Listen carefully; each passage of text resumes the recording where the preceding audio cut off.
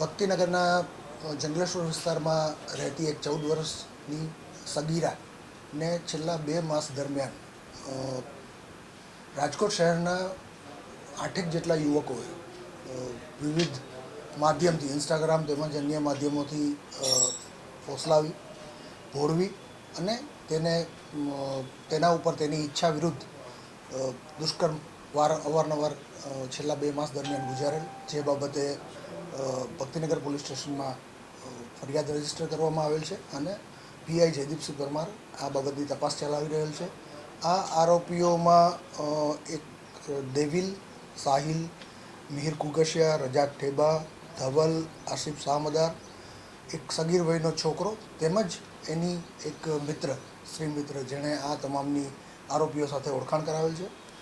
તેને આરોપી તરીકે તેઓના નામ ફરિયાદમાં આપવામાં આવેલ છે. આ બાબતે તપાસ તજવીજ દરમિયાન 3 આરોપીઓની અટકાયત થઈ ગયેલ છે અને બાકીના આરોપીઓની અટક કરી આગળની તપાસ ભક્તિનગર પીઆઈ પરમાર ચલાવી રહેલ છે.